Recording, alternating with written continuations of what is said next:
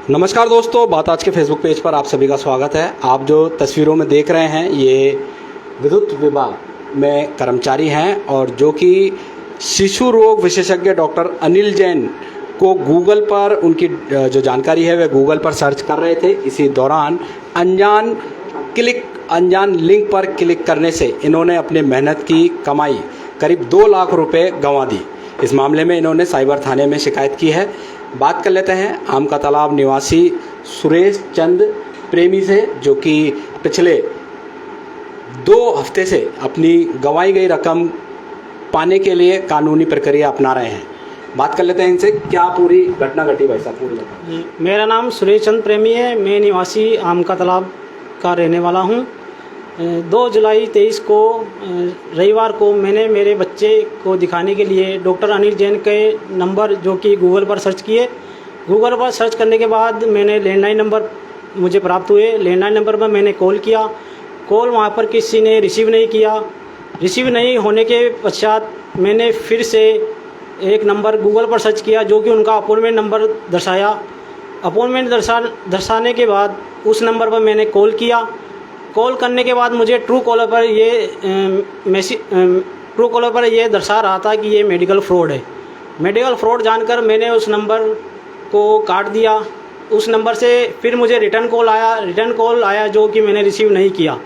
परंतु मैंने बच्चे को ज़्यादा अहमियत देने के लिए वापस गूगल पर डॉक्टर अनिल जैन के नंबर सर्च किए जो कि वो दूसरे नंबर आया। दूसरे नंबर पर मैंने बात करी।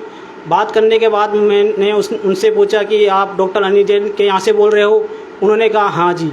मैंने उनसे समय पूछा तो उन्हें डॉक्टर अनिल जैन का समय जो कि देखने का समय है 10 से 2 और शाम को 5 से 10 का समय बताया।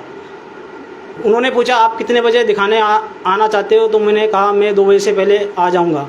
फिर उन्होंने मुझसे मेरा व्हाट्सएप नंबर जाना जो कि मेरा व्हाट्सएप नंबर दूसरा था। उस नंबर पर उन्होंने मुझे हाई लिख के भेजा।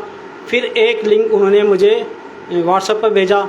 वो लिंक मैंने खोला। खोलने के पश्चात उसमें एक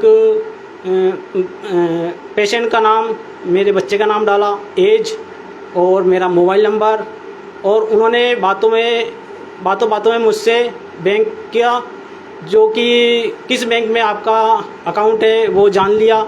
जानने के बाद मुझे कुछ देर बाद ये एहसास हुआ कि यह भाषा से बिहारी है। बिहारी आवाज़ लगने के बाद मैंने उस फ़ोन को काट दिया। फिर काटने के बाद उनका रिटर्न कॉल आया जो कि मैंने रिसीव नहीं किया। परंतु यह प्रक्रिया मैंने दोबारा कर दी जो कि दोबारा करने के बाद वो नंबर तीसरा अलग था। वही प्रक्रिया जो कि पहले हुई थी वही दोबारा हो चुकी थी। फिर उन्होंने मेरे जो कि एक अकाउंट मेरा मेन ब्रांच में है, एक अकाउंट सैलरी अकाउंट जो कि नाका मदार SBI में है, वहाँ से उन्होंने 2-2 रुपये काट लिए। उसकी जानकारी मुझे मैसेज द्वारा प्राप्त नहीं हुई। मेरा जो सैलरी अकाउंट है उससे मुझे 3 तारीख को मैसेज आया और फिर मैंने दिनांक 5/7/23 को जो कि फ़ोन पे से मैंने मेरे एक ब्रदर को 2600 रुपये ट्रांजेक्शन किए। उसका अब आपके कहाँ से कितने रुपये गए?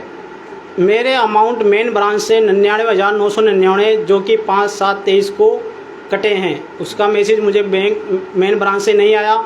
और एक SBI नाका मदार से जो अमाउंट कटा है 94,999 1999 एक अमाउंट जो कि 5/7/23 को कटा है। अब कितने रुपये चले गए आपके? टोटल मेरा अमाउंट गया है 1,96,999। उसके बाद क्या किया आपने?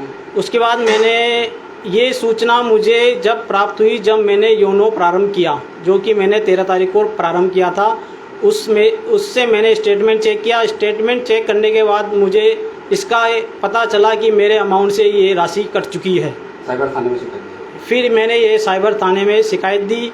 वहाँ उन्होंने ऑनलाइन शिकायत के लिए कहा। मैंने ई-मित्र पर ऑनलाइन शिकायत करी। क्या चाहता हूँ मैं जो भी मेरा अमाउंट कटा है वो मुझे प्राप्त हो जाए। हाँ, तो देख सकते हैं दर्शकों, इतना सोशल मीडिया पर, टीवी पर, अखबार में जानकारी देने के बाद कि भाई साइबर फ्रॉड से बचें, किसी अनजान क्लिक पर ना करें, किसी अनजान लिंक पर क्लिक ना करें और अननोन नंबर को अपनी बैंक की डिटेल ना बताएं। उसके बावजूद भी ये सुरेश चंद जी हैं प्रेमी, जिन्हों के खाते से शातिर ठग ने बातों में उलझाकर उनके खाते से करीब 1,94,000 रुपये की राशि ऑनलाइन ठगी कर ली है। अब पीड़ित व्यक्ति साइबर थाने में गुहार लगा रहा है कि इसके जो ठगी की जो राशि है वापस प्राप्त कर सकें। बात आज के फेसबुक पेज पर। अभी के लिए बस इतना ही, दीजिए हमें इजाज़त। धन्यवाद।